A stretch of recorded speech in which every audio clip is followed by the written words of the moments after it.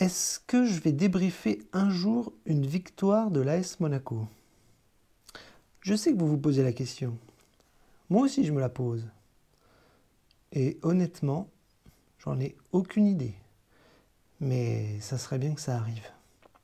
Et vite.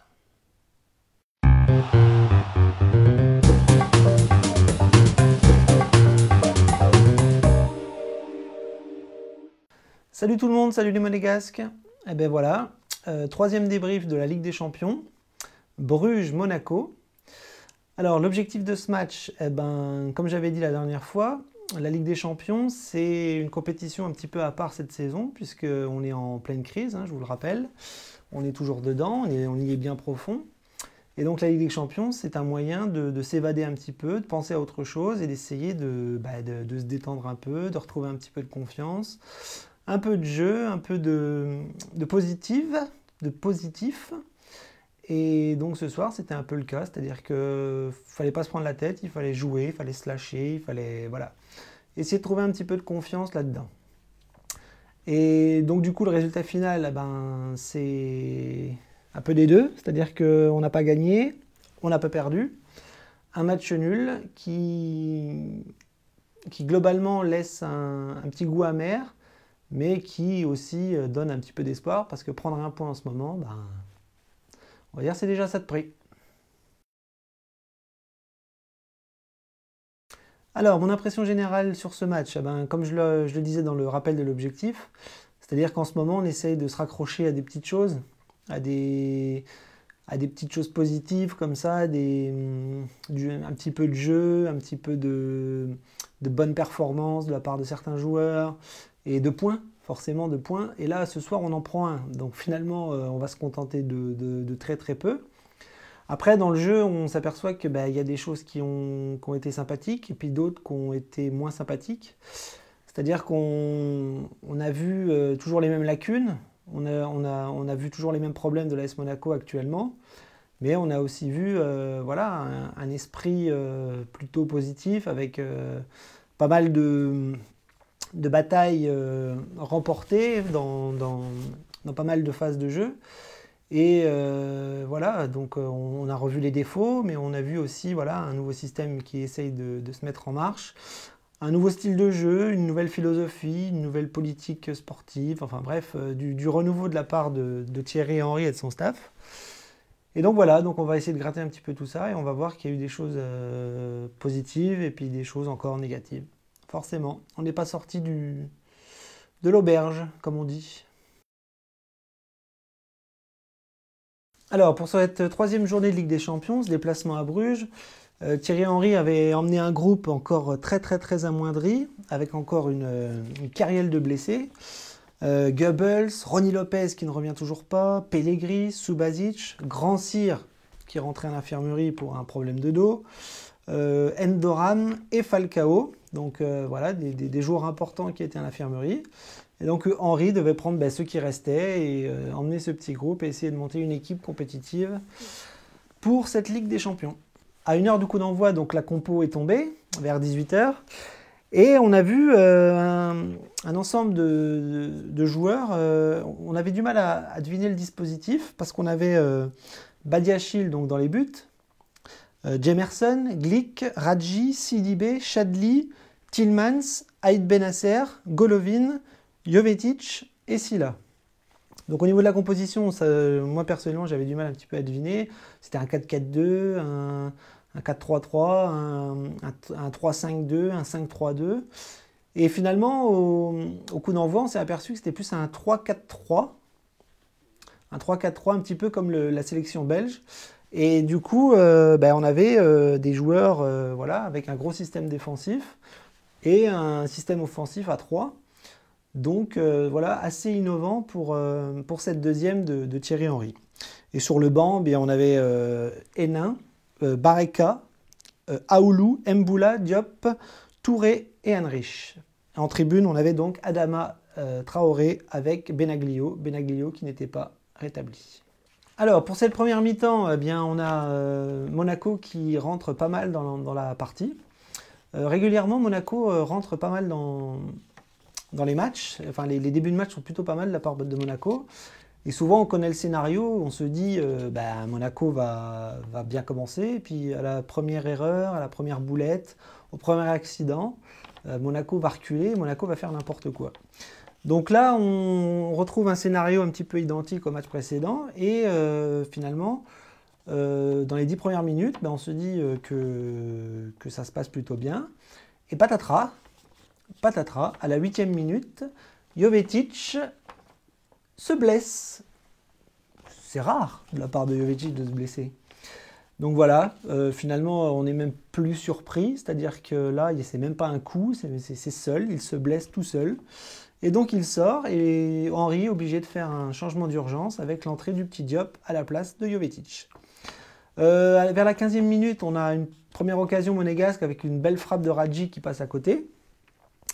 Et le temps passant, finalement, Monaco ne subit pas trop d'occasions et s'en crée. Et à la 32e minute, on a un but monégasque de la part du petit Silla sur une super passe de Golovin. On ouvre la marque et là on se dit ah, c'est pas mal, putain, finalement, on va peut-être marquer des buts ce soir. Et la mi-temps arrive et à la 39e minute, on a Silla qui manque de peu le deuxième but. Sur une contre-attaque éclair, il dribble le gardien et avec son pied gauche, il n'arrive pas à la recadrer, à la mettre dans le but et ça passe, la balle passe à côté. Et là, on se dit, ah, c'est pas de bol, parce qu'on sait que quand on mène 1-0, souvent on se fait revenir sur une erreur défensive ou sur voilà, une connerie. Et c'est ce qui arrive derrière, égalisation de Wesley sur un centre de Van Aken. Voilà, une tête de l'avant-centre belge qui surprend Badiachil. Voilà, donc on se prend notre petit but avant la première mi-temps. Et du coup, ça redonne de la confiance à Bruges, qui pousse, mais qui n'arrive pas à marquer le deuxième but. La mi-temps arrive. Monaco-Bruges, 1-1. En deuxième mi-temps, on se dit Monaco va essayer de revenir avec les mêmes intentions, avec de bonnes intentions, essayer de marquer un deuxième petit but. Après, on sait que Jovetic est sorti, que le système, la partie offensive de Monaco est quand même assez jeune, avec Diop, avec Silla, Golovin qui essaye de faire ce qu'il peut devant. Et bon, on se dit, voilà, peut-être que sur un malentendu, ou sur une occasion, sur un contre, Monaco va essayer de marquer.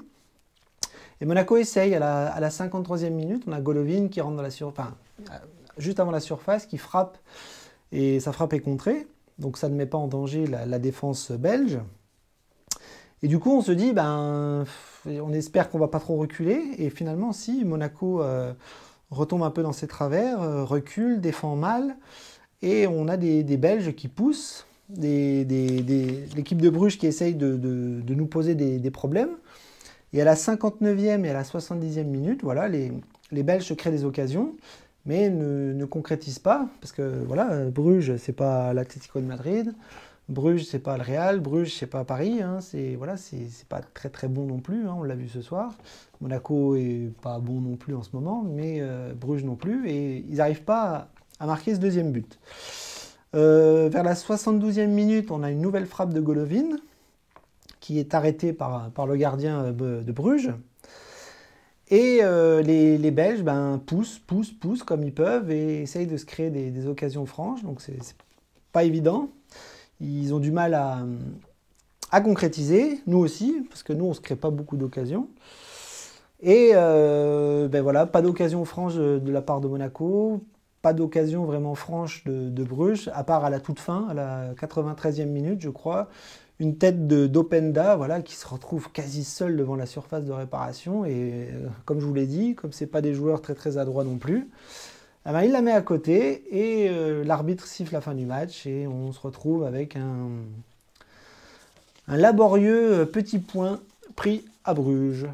Donc on le prend, hein, c'est déjà ça. Un petit peu de positif, un petit point. Alors, Badiachil, je vais pas le casser, hein. Badiachil, c'est son premier match là, cette saison. Il est jeune, il arrive derrière une hécatombe de blessures de Subasic, Benaglio, Si qui n'était pas là. Voilà, c'est le 4e gardien actuellement. Donc moi je trouve qu'il a fait son match, franchement voilà, pour une première, il a pas fait de grosses boulettes, il a pas fait voilà, il a été appliqué, il a fait des arrêts, il sort sur pas mal de ballons, alors peut-être pas très adroitement, mais voilà, il est assez aérien et voilà, il prend un but, il peut pas faire grand-chose, mais globalement, voilà, je trouve que c'est pour une première, c'est pas mal et on va pas l'enfoncer ce jeune. Donc 5. Alors Jemerson, je lui ai mis 4. Ouais, c'est pas une très très bonne note, mais je trouve que voilà, Jemerson, je retrouve pas un Jemerson conquérant. J'ai jamais dit que voilà, Jemerson, ça n'a jamais été un grand défenseur, mais il y a eu des saisons où il était un petit peu au-dessus, un petit peu meilleur, peut-être par rapport aux performances collectives. Mais ce soir, voilà, je me rappelle pas qu'il ait fait de grosses erreurs ce soir, mais voilà, je vois un Jemerson qui bataille, mais qui n'est pas forcément toujours adroit, pas toujours très intelligent dans ses placements, très intelligent sur l'homme. Enfin voilà, je trouve que c'est des matchs un petit peu laborieux pour Jemerson, donc 4. Alors Glick, je lui ai mis 3. Je n'ai pas aimé son match ce soir. Il est retombé un petit peu dans ses travers du début de saison. C'est-à-dire que voilà, j'ai trouvé qu'il était encore un peu lent ce soir. Voilà, sur les détentes, il n'y est pas. On prend un but d'ailleurs un peu comme ça. Il n'est pas sur l'homme, il passe pas devant lui, il saute pas haut. C'est lent, c'est mou, c'est gros, c'est gras et ça m'agace. Je l'ai vu enfin, je l'ai revu faire des relances un petit peu à la va-vite, un petit peu à la rugby, hein, à la mode rugby, avec des chandelles devant, des pains devant. Voilà. À Strasbourg, il avait essayé de s'améliorer un petit peu plus, puis ce soir, on l'a revu faire des grandes chandelles comme ça. Donc voilà, on a l'impression qu'il est lent, qu'il est mou, qu'il est dépassé, et ça m'agace. Voilà, donc 3. Alors Radji, je lui ai mis 4. Radji, c'est Radji, hein. Moi j'ai dit que j'en voulais plus dans l'équipe. Thierry Henry le remet ce soir. Les supporters n'ont pas compris, nous non plus. Bon, je pense qu'il avait une bonne raison de le mettre, sûrement dans sa défense à 3. Et Radji, voilà, pareil, il a fait ce qu'il a pu, hein, à l'âge qu'il a. Il a essayé de faire ce qu'il pouvait. Je ne me souviens pas de grosses boulettes. Mais voilà, un défenseur quelquefois en difficulté face à n'importe quel attaquant.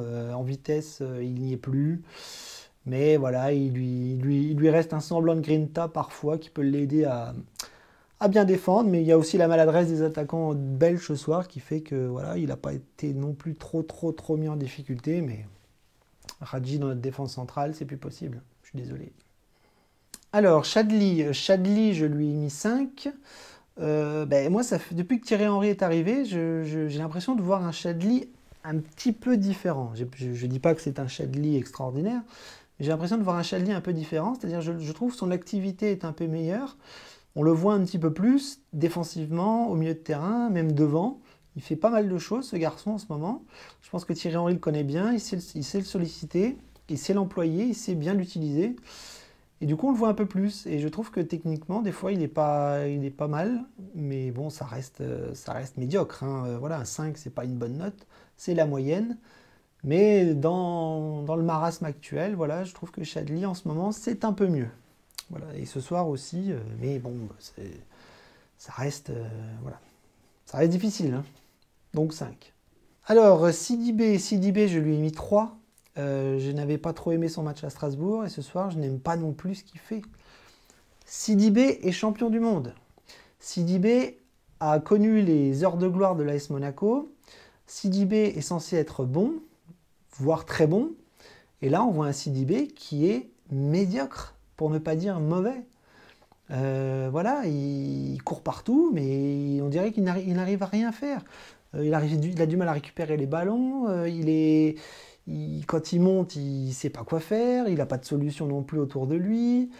Bref, je le trouve extrêmement maladroit. Techniquement, je le trouve pas bon en ce moment. Et donc voilà, un 3, une mauvaise note, une mauvaise prestation. Et on attend beaucoup plus de la part de ce joueur. Voilà. Alors en plus, il est sorti, donc je ne sais pas. Peut-être que lui aussi va rentrer à l'infirmerie. Peut-être que lui aussi est blessé, je ne sais pas. Peut-être un coup. Peut-être de la fatigue. Peut-être qu'il n'est encore pas prêt physiquement. Enfin bref, rien ne va avec Sidibé en ce moment. Donc 3. Alors, Tielemans, je lui ai mis 4. Tielemans, c'est comme d'habitude, hein. Tielemans devrait être flamboyant au milieu de terrain. Tielemans ne l'est pas. Ce soir, la promotion du match avait été centrée sur lui, hein, avec des petites vidéos avec le site officiel. Il revenait en Belgique, il jouait contre un club phare de Belgique. Enfin bref, la Belgique était à l'honneur ce soir. Et Tielemans aussi, mais sur le terrain, voilà. Il a eu une activité un petit peu plus haute ce soir. Il a couru partout, il a essayé de prendre le ballon, enfin, il a essayé de se montrer. Mais voilà, défensivement, il est toujours à la rue, il fait des fautes. Il défend absolument, mais c'est une catastrophe quand il défend. Il fait des vilaines fautes. Donc bref, voilà, milieu de terrain, voilà, il n'a pas ébloui de son talent au milieu de terrain, que ce soit devant, derrière, à droite, à gauche, enfin, voilà. On va dire une activité un petit peu plus forte, mais voilà, rien de transcendant, on va dire. Alors, Raïd Benasser, c'est un petit peu comme Chadli, je lui ai mis 5. Finalement, son match est pas mal. Voilà, je pense que c'est un bon joueur, Raïd Benasser, qui devrait être, je pense, titulaire dans l'équipe actuelle. Voilà, ce n'est pas un énorme milieu de terrain, ce n'est pas un génie du ballon, mais il fait des bonnes choses. C'est-à-dire qu'il a une bonne vision du jeu, il oriente bien, il est présent défensivement. Voilà, je pense que c'est ce qu'on a de mieux en ce moment au milieu de terrain. Donc voilà, j'espère que Henry va le mettre un petit peu plus. Mais voilà, donc ce soir, voilà, un petit peu meilleur que Tielemans. Donc voilà, 5. Un 5 encourageant. Alors, Golovin, je lui ai mis 5 aussi. Alors certains vont me dire que c'est pas normal de mettre 5 à Aïd Benasser et à Golovin, voire à Chadli. Mais Golovin, si on regarde bien son match, si on regarde bien le match, on a quand même un Golovin qui est techniquement excellent. Mais le problème, c'est qu'il est noyé dans les problèmes actuels. Et du coup, on a un Golovin qui paraît absent, qui paraît invisible, qui paraît pas bon. Mais si on regarde bien, voilà, il touche beaucoup de ballons. Techniquement, il est assez propre, même s'il perd des ballons. Je l'ai vu perdre des ballons bêtes. Mais comme tout le monde fait des bêtises dans cette équipe, tout le monde perd des ballons de façon hallucinante. Donc lui, il est pas épargné. Mais voilà, techniquement, je pense que Golovin, dans une équipe monégasque qui tournerait, Golovin, ça serait le top, ça serait peut-être le meilleur joueur. Donc voilà, il est tiré par le bas collectivement, mais individuellement, il a plein de qualités. Et du coup, voilà, la moyenne, 5. Donc voilà, j'espère que Golovin va monter en puissance comme l'équipe pour nous éblouir un petit peu plus que ce qu'il fait actuellement, mais on attend. Bon, Jovetic, 1, on ne le note pas, on ne va pas le noter, ça ne sert à rien. Il a joué 8 minutes, c'est dommage parce qu'il avait montré des premières minutes intéressantes, et puis voilà. Il est retourné là où il est le mieux, à l'infirmerie, malheureusement. Alors Sylla, je lui ai mis 4, c'est pas forcément une bonne note, malgré son but. Mais Sylla, c'est pas vraiment un 4 pour le saquer, c'est surtout que c'est un 4 parce que Sylla n'a rien à foutre avant-centre dans l'équipe de Monaco actuellement. Il est là parce qu'il y a une hécatombe, parce qu'il y a des blessés à gogo, parce que Henry n'a pas le choix, et du coup, il se retrouve à devoir faire des choses qu'un Falcao devrait faire, ou qu'un Jovetic devrait faire. Et on a ce petit Sylla qui rame, qui galère. C'est dur pour lui, c'est très dur. Il montre des belles choses, il a une vitesse de ouf, il sait garder le ballon, je pense que devant le but, il est pas maladroit, on l'a vu ce soir. Donc il a plein de qualités, mais c'est trop tôt. C'est trop tôt pour le mettre titulaire, pour le mettre voilà, dans un match de Ligue des Champions. C'est compliqué pour lui. Donc du coup, ses prestations sont pas bonnes. Mais voilà, c'est pas de sa faute. Il devrait pas être là. Un peu comme le petit Diop. Donc 4. Alors justement, on va finir avec Diop. Donc Diop, je lui ai mis 4 aussi. C'est comme Sylla. C'est-à-dire que le petit Diop, il rentre à 7 minutes de jeu dans un match de Ligue des Champions. Donc en gros, il doit se taper tout le match. Et c'est compliqué pour lui. C'est très très très compliqué. C'est-à-dire qu'il est pété de talent, ce petit. Mais il n'a rien à faire là. Il n'a rien à faire là. Un jeune joueur comme lui, on doit le faire rentrer petit à petit. Sur une saison complète, on doit le voir par petits morceaux. Il doit remplacer des stars, des vedettes, des bons, des très grands joueurs. Et puis c'est pas le cas parce qu'ils sont tous à l'infirmerie et que voilà, notre équipe n'arrive pas à enchaîner les matchs. Les joueurs n'arrivent pas à enchaîner les performances parce que voilà, ils sont tous pétés. Il n'y en a pas un qui tient debout. Et donc on demande aux jeunes de tenir la baraque. Ah ben non, c'est pas possible. Donc Diop, Sylla, au même niveau. Voilà, je pense que ce ne sont pas des mauvais joueurs, mais on leur en demande beaucoup trop. Voilà. Alors, Aoulou et Heinrich, je ne vais pas les noter non plus. Ils sont rentrés un peu tard. Ils n'ont pas forcément ébloui de leur rentrée dans un match compliqué pour Monaco, surtout sur la fin. Donc, je ne vais pas les noter. Alors, mon coup de cœur, mon coup de cœur, on va faire vite, hein. Ça, c'est pas encore ça. Voilà, Monaco, c'est encore compliqué. Thierry Henry essaye de mettre en place ses idées de jeu. C'est trop tôt. On les voit à peine. On voit bien sur quoi il veut aller.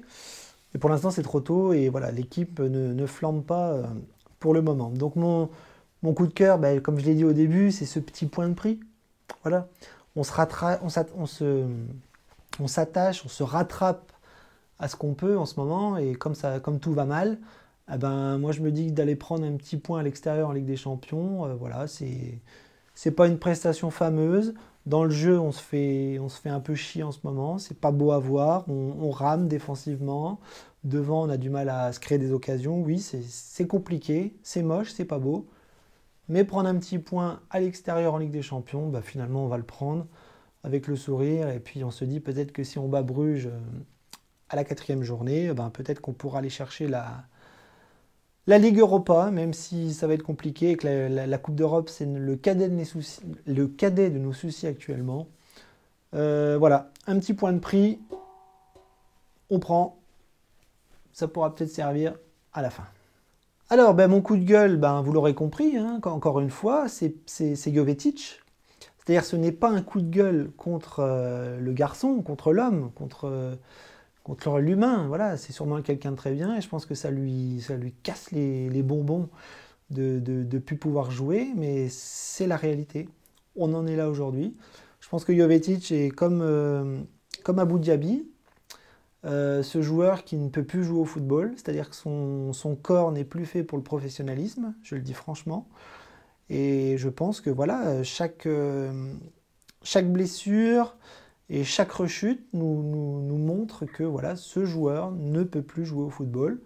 Alors peut-être qu'il arrêtera sa carrière bientôt, peut-être qu'il va partir de Monaco, peut-être qu'il va arrêter le football professionnel. Je ne sais pas, mais voilà. C'est un coup de gueule général par rapport aussi au nombre de blessures totales au club qui commencent à peser sérieusement. Parce que des facteurs de crise, il y en a beaucoup, mais l'infirmerie en est une. Alors je ne sais pas si c'est le manque de préparation physique de Jardim qui fait que les joueurs pètent au moindre effort. Je ne sais pas, peut-être. Moi c'est ma théorie, mais j'en suis pas sûr. En tout cas, mon coup de gueule, c'est ça, c'est de voir encore une fois un joueur pété de talent qui ne peut plus jouer au foot et qui nous lâche au bout de 8 minutes parce que son corps ne veut plus. Voilà, c'est un coup de gueule, mais c'est aussi un coup de tristesse. Bon, alors ce soir, donc l'objectif, on va dire, est à moitié atteint.